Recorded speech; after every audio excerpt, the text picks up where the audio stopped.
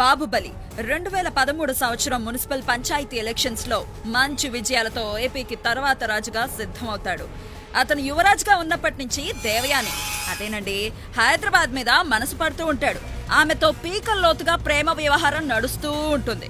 దేవయానికి తనలోని ప్రేమకి కానుకగా ఆంధ్ర సంపదనంతటినీ ఖర్చు పెట్టి డైమండ్ నెక్లెస్ అదేనండి మన నెక్లెస్ రోడ్డు పాపిడి బిళ్ళ అదేనండి మన సైబర్ టవర్ చేయిస్తాడు.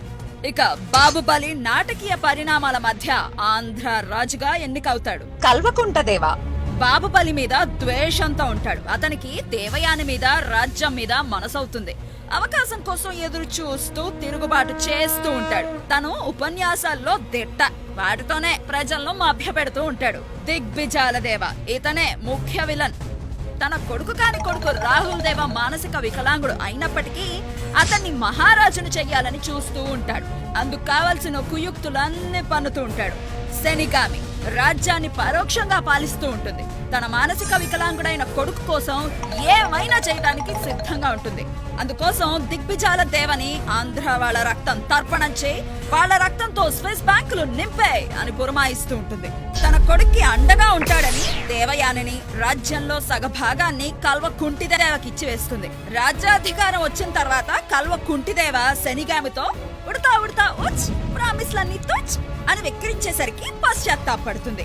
ఇక జగనయ్య రాయలసీమ యాసతో నోటికొచ్చిన అబద్ధాలన్నీ చెప్తూ ఉంటాడు. ఎదుటి వాళ్ళ బుక్కలు నిమురుతూనే వెన్నపోటు పొడుస్తూ ఉంటాడు. తన రాజ్యంలో డబ్బు పంపిణీ ముఠా తగాదాలను ప్రోత్సహిస్తూ ఉంటాడు. అతను కూడా దేవయాని మీద కన్నేస్తాడు. ముందు శనిగామితో మంచిగా ఉండి తనకు దేవయానిని అప్పగించమని అడుగుతాడు. ఆమె కాదనేసరికి శనిగామి మీదకి తన సేనతో దండెత్తుకొస్తాడు. ఇక కట్టప్ప కిరికిరి శనిగామి రాజరికానికి వీర విధేయుడుగా ఉంటాడు. రాహుల్ దేవని చక్రవర్తిని చేయటానికి 5 కోట్ల ప్రజలను మోసం చేస్తాడు.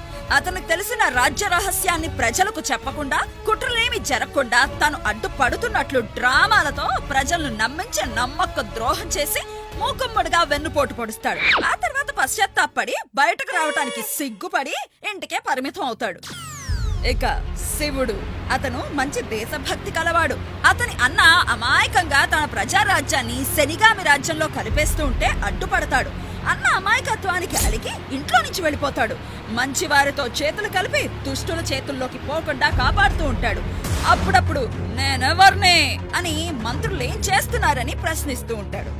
ఇక అవంతిక అదేనండి మన అమరావతి నగరం దేవయానికి ధీటైన నగరంగా అభివృద్ధి కావాలని చూస్తూ ఉంటుంది. సింగపూర్ బొట్టెట్టిన ఫ్రెంచ్ గడ్డం వాడ నిన్నే నమ్మమురా ఉన్నది అమ్మే కూరా అని డ్యూయెట్లు పాడుతూ ఉంటుంది. మొత్తానికి అలా అయ్యిందండి ఆంధ్ర బలి. పాత్ర పరిచయం అయ్యిందిగా, వీరి కథ ఏంటి అంటారా? మీకు తెలిసిందే.